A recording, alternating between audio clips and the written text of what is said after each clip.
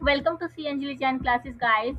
So now we have started with ACID 265, and in this lecture we will be covering about the definitions and the matters, the factors which indicates that significant deficiencies in internal control has been identified or not.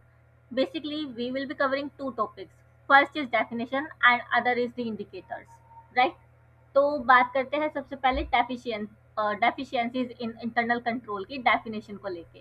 तो for the purpose of SA the following terms have been meaning attributed deficiencies in internal control. पहले note से समझते हैं, then definition को पढ़ेंगे। तो एक ऐसा कंट्रोल जो कि डिजाइन किया था, इम्प्लीमेंट किया था और ऑपरेट किया था, बट इस तरीके से कर दिया कि it is unable to prevent, detect, or correct misstatement in financial statement on timely basis। Internal control एक ऐसा कंट्रोल जो कि हमने डिजाइन किया था, इम्प्लीमेंट किया था और ऑपरेट किया था, बट इस तरीके से डिजाइन इम्प्लीमेंट एंड ऑपरेट किया कि वो पीडीसी नहीं कर पा रहा है, प्रिवेंट डिटेक्ट एंड करेक्ट नहीं कर पा रहा है misstatement in financial statement on the timely basis, या फिर जो वो कंट्रोल है वो क्या है, टोटली मिसिंग है। या तो कंट्रोल मिसिंग है, हमने डिजाइन इम्प्लीमेंट और ऑपरेट किया, या तो मिसिंग या फिर डिजाइन इम्प्लीमेंट एंड ऑपरेट इस तरीके से किया कि वो अनेबल है, वो प्रिवेंट डिटेक्ट एंड करेक्ट ही नहीं कर पा रहा है मिसस्टेटमेंट को ऑन टाइमली बेसिस पर। तो ये अपनी डेफिनेशन है। इसको थोड़ा समझते हैं, दोनों पॉइंट्स यहाँ पे कवर हो जाएंगे। ये आपका फर्स्ट पॉइंट है ये वाला, और ये आपका सेकंड पॉइंट है। ठीक है, अभी देखेंगे हम। A control is designed, implemented or operated in such a way that it is unable to prevent, detect and correct misstatement in the financial statement on timely basis।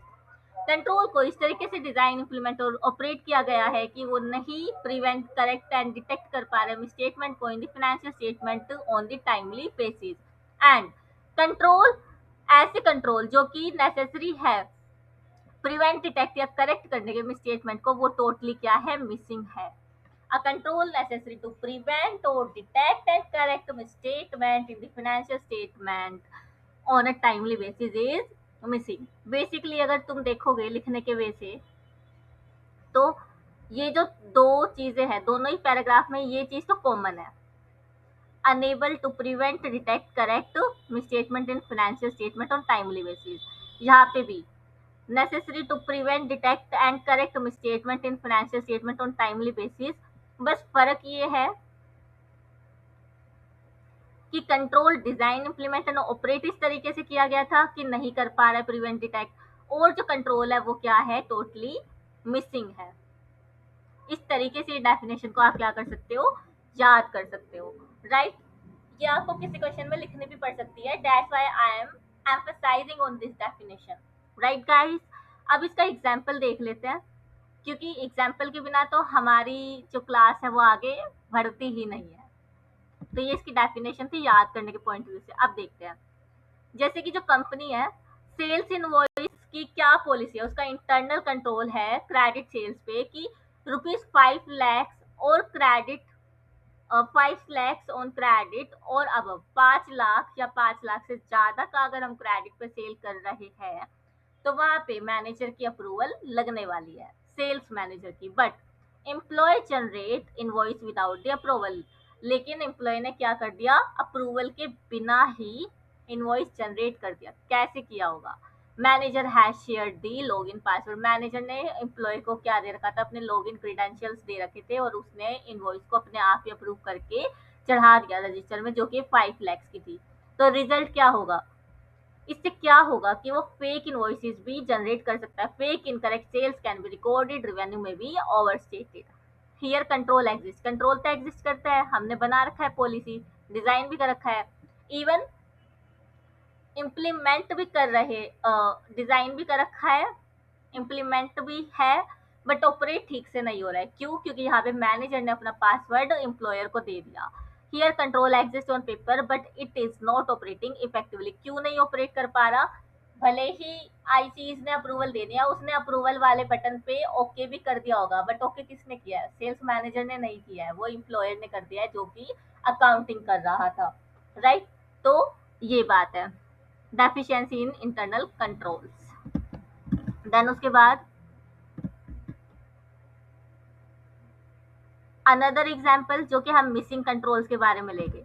यहाँ पे हमने एग्जाम्पल लिया है, कंट्रोल को डिजाइन किया, implement किया और operate किया, बट वो अनेबल है to prevent, detect and correct the misstatement in financial statement. And another example हम मिसिंग की बात करते हैं, मिसिंग इंटरनल कंट्रोल्स की।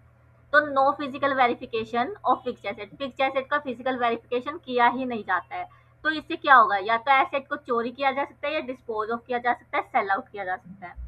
No password protection in accounting software, accounting software में कोई पासवर्ड प्रोटेक्शन नहीं है। जितने भी इम्प्लॉयज है वो सेम पासवर्ड क्रीडेंशियल से टैली आरपी को क्या करते हैं, एक्सेस करते हैं।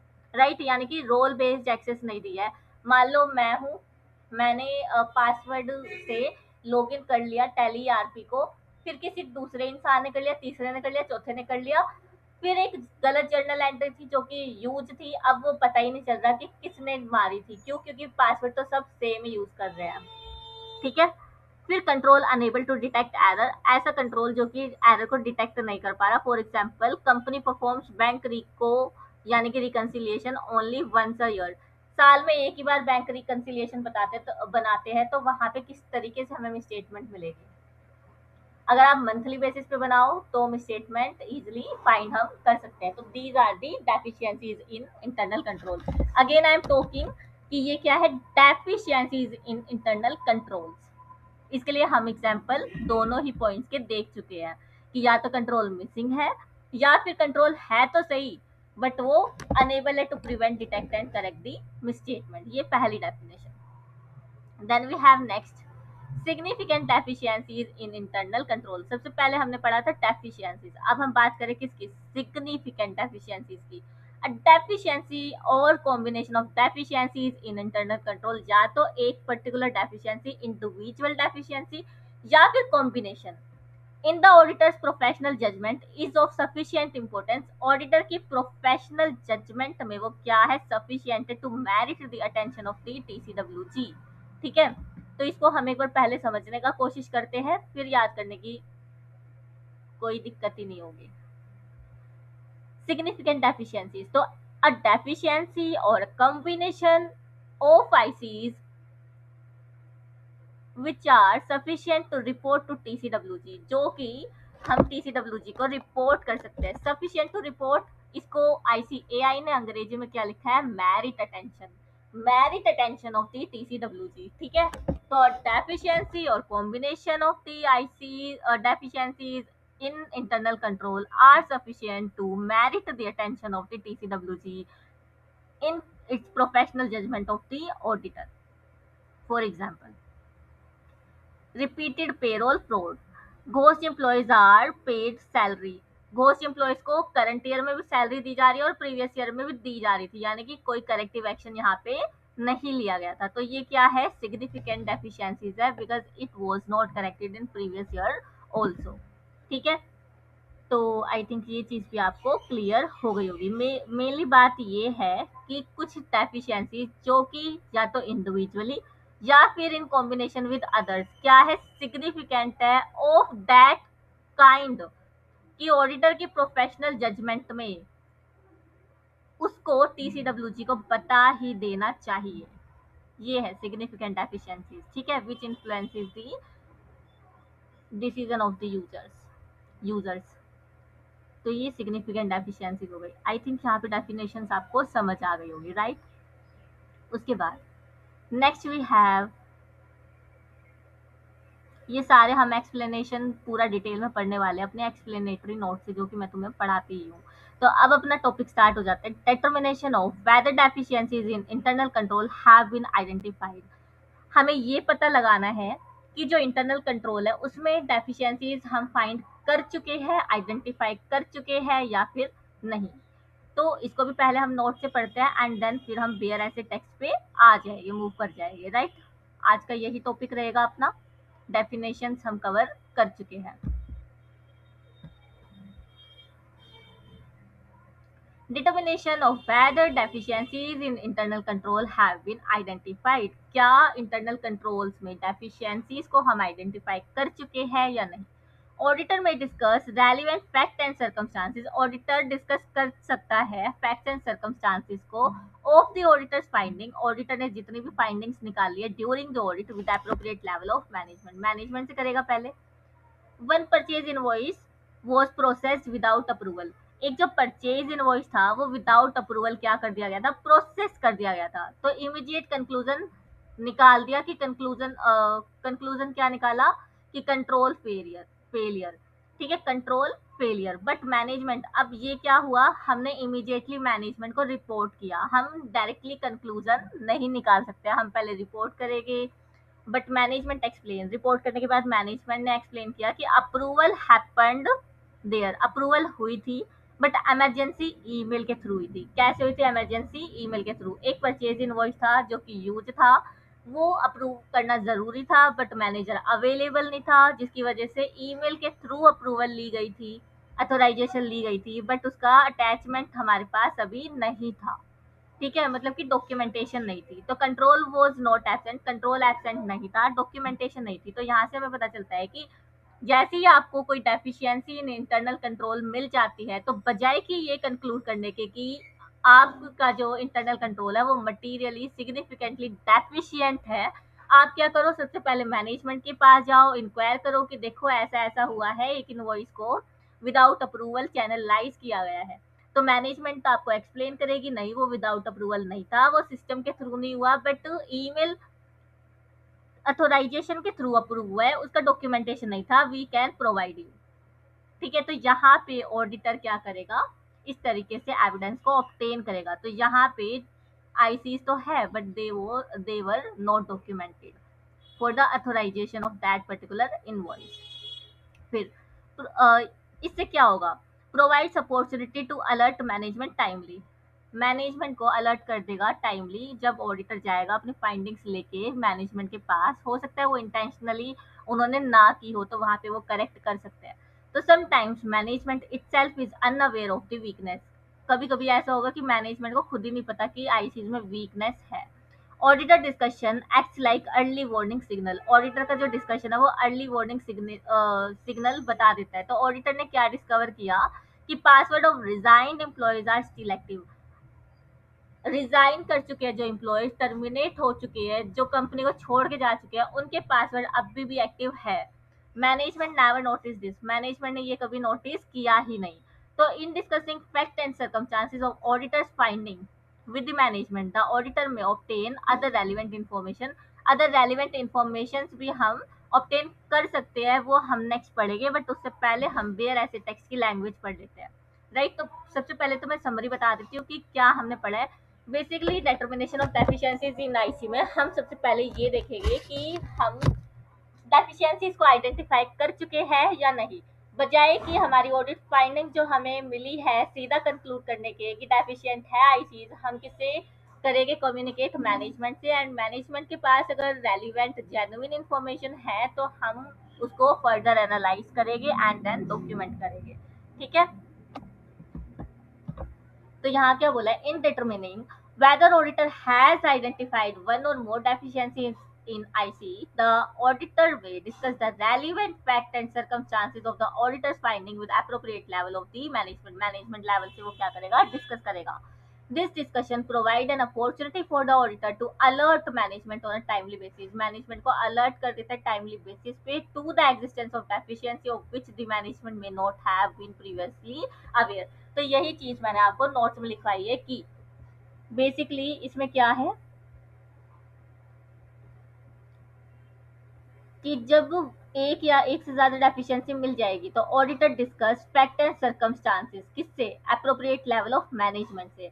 तो ये क्या देती है, इसको अपॉर्चुनिटी देती है, किसको, opportunity for the management to being alert to the deficiencies which was not previously found, ठीक है। तो ये बात आ गई। The level of management with whom it is appropriate to discuss the findings is one that is familiar with the ICs, और हम communicate भी किससे करेंगे, जिस मैनेजमेंट लेवल को पता हो कि आईसीज क्या होते हैं, concerned and that has the authority to take remedial actions, and वो corrective actions भी ले पाए, इस तरीके की मैनेजमेंट को हमको बताना है। on any identified deficiencies in internal control. In some circumstances, it may not be appropriate for the auditor to discuss the auditor's finding directly with the management. कुछ केसेस में ऐसा होगा कि हम मैनेजमेंट से directly audit findings and deficiencies in internal control के बारे में नहीं बता पाएंगे। कब होगा ऐसा? जबकि ऑडिटर को डाउट हो मैनेजमेंट की ही इंटीग्रिटी या कॉम्पिटेंस पे। ठीक है, for example if the findings appears to call management integrity, यानी कि मैनेजमेंट ही उसमें इन्वॉल्व हो सकता है, और कॉम्पिटेंस इनटू द क्वेश्चन। ठीक है, तो इस पैराग्राफ में बेसिकली हमने ये पढ़ा है कि जो ऑडिटर है अपनी ऑडिटर फाइंडिंग्स को मैनेजमेंट को बताएगा, अप्रोप्रिएट लेवल ऑफ मैनेजमेंट को, और ये अपॉर्चुनिटी देता है मैनेजमेंट को for the correction of those deficiencies in internal control which they are not aware of. And उसके बाद अप्रोप्रिएट लेवल ऑफ मैनेजमेंट को बताना है जिसको कि नॉलेज हो आईसीज की नॉलेज के बाद फिर हम ये बोलते हैं कि कौन कौन सी ऐसी सिचुएशन होगी जहाँ पे मैनेजमेंट को हम नहीं बताएंगे। कब? जब मैनेजमेंट के इंटीग्रिटी पे हमें डाउट हो या उनकी कॉम्पिटेंसीज पे डाउट हो। ठीक है, तो ये पैरा यही बता रहा था। फिर उसके बाद है other matters which need to be kept in mind in discussing the facts and circumstances। Fact and circumstances को डिस्कस करते हुए of the auditor's finding with the management, the auditor may obtain other relevant information for further consideration। other relevant information भी हम ले सकते हैं। For example management understanding of actual और suspected causes of the deficiencies. क्या management समझती है कि डेफिशिएंसीज इंटरनल कंट्रोल में है क्यों? The root cause of deficiencies in the internal control. For example management understanding of actual or suspected causes of the deficiencies। auditor wants to know why did control fails। auditor ये जानना चाहता है, ठीक है, control fail हो चुके हैं, auditor ने ये फाइंड आउट कर लिया, बट ऑडिटर अब ये जानना चाहते हैं कि कंट्रोल फेल हुए क्यों। Auditor notice duplicate supplier payment possibility. Duplicate supplier payment हो सकती है, यानी एक ही सप्लायर को हमने बार बार पेमेंट की हो सकती है। किसकी वजह से? या तो हो सकता है कि टेम्पररी सॉफ्टवेयर ग्लिचेस हो, या फिर absence of maker checker concept हो, या फिर इंटेंशनल ओवरराइड ऑफ कंट्रोल हो। तो ऑडिटर इन्वेस्टिगेट्स मैनेजमेंट एक्सप्लेनेशन। तो मैनेजमेंट क्या एक्सप्लेनेशन देगा उसको इन्वेस्टिगेट करेंगे। ऑडिटर जानना चाहता है कि क्या मैनेजमेंट अंडरस्टैंड करके, क्या मैनेजमेंट को ये पता है कि डेफिशिएंसीज क्यों हुई है, या फिर सस्पेक्टेड डेफिशिएंसीज इंटरनल कंट्रोल्स में क्यों हो सकती है। ठीक है, तो ये अपना पॉइंट नंबर 1 था कि मैनेजमेंट अंडरस्टैंडिंग ऑफ एक्चुअल और suspected causes of the deficiencies. Basically हम क्या बोलेंगे? व्हाई देयर इज डेफिशिएंसी और सस्पेक्टेड, यानी कि रूट कोज। ये इजी लैंग्वेज है ताकि तुम्हें याद आ जाए कि हमने लेक्चर में पढ़ा क्या था। राइट, ये फर्स्ट पॉइंट था। Then we have another exception arising from the deficiencies that management may have noted, for example, misstatement that were not prevented by the relevant information technology controls। इसका क्या मतलब है? exceptions का मतलब errors, गलतियां। The exceptions arising from the deficiencies that management may have noted। ऐसी गलतियां जो कि मैनेजमेंट ने नोट कर ली हो, जो कि मैनेजमेंट को नोटिस में आ चुकी हो।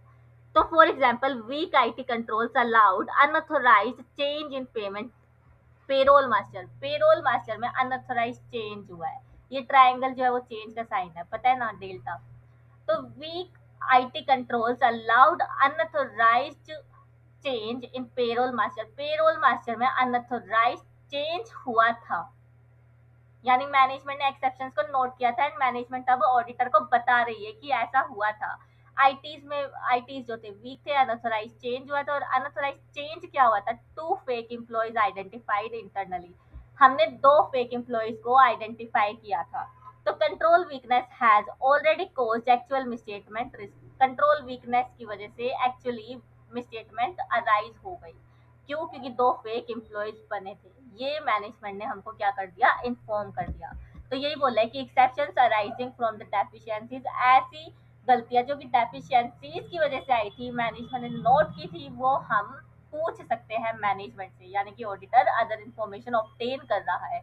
ये तो अपना पॉइंट है ना कि other relevant information to be obtain further into consideration, तो वो सेकंड एग्जांपल है। फिर उसके बाद सेकंड एग्जांपल में बेसिकली हमने क्या देखा, error which management already aware हो।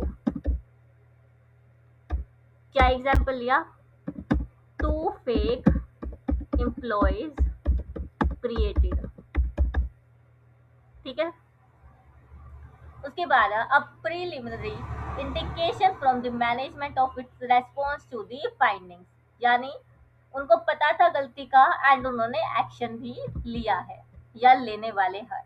तो इसका एग्जांपल देखते हैं, अब preliminary indication from the management of its response to the findings, management में explain what corrective actions they plan to take, अगर कोई गलतियां है जो ऑडिटर ने बताई है या फिर मैनेजमेंट ने खुद नोट की है, उसको करेक्ट करने के लिए वो क्या एक्शंस लेने वाले, क्या वो प्लान बनाने वाले। This helps auditor understand whether management take deficiency seriously, ये क्या करते हैं, इससे हमें ये पता चलता है कि क्या मैनेजमेंट डेफिशिएंसीज को नेसेसरी सीरियसली ले रही है या फिर नहीं ले रही।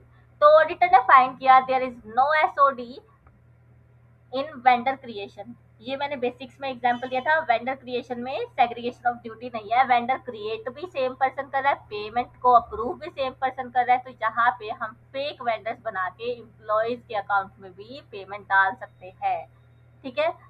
तो मैनेजमेंट ने बोला separate work flow will be implemented next month, अगले मंथ से हम सेपरेट वर्क फ्लो इम्प्लीमेंट कर देंगे, यानी सेपरेट किस लिए, वेंडर क्रिएशन का एक्सेस किसी और के पास रहेगा हमेशा और पेमेंट अप्रूवल का एक्सेस किसी और के पास रहेगा, और फिर उस सिस्टम को हम क्या करेंगे, इंटीग्रेट करेंगे so that maker checker concept भी आ जाए वहाँ पे और सेग्रीगेशन ऑफ ड्यूटी भी आ जाए, क्योंकि हम टू सेपरेट पर्सनल्स को क्या करने वाले हैं, अपॉइंट करने वाले हैं, ठीक है।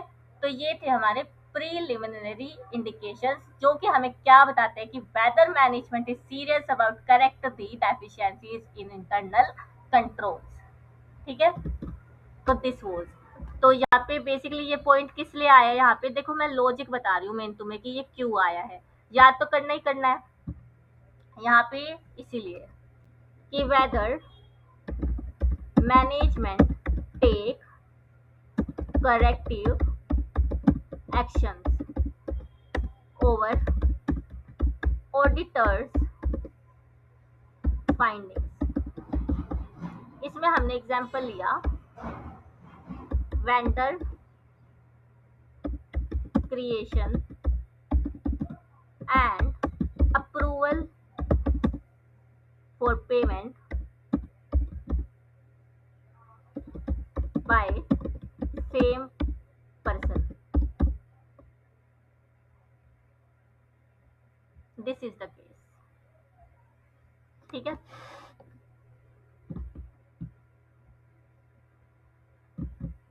फिर उसके बाद consideration specific to smaller entities, ये तुम्हें 3 पॉइंट याद रखने और इस 3 पॉइंट के साथ ये पैरा भी लिखना ही पड़ेगा जब determination of whether deficiency in internal control have been identified का क्वेश्चन आएगा, तो ठीक है। हम बेसिकली डिटरमाइन कर रहे हैं कि हमने डेफिशिएंसीज को आइडेंटिफाई कर लिया या नहीं।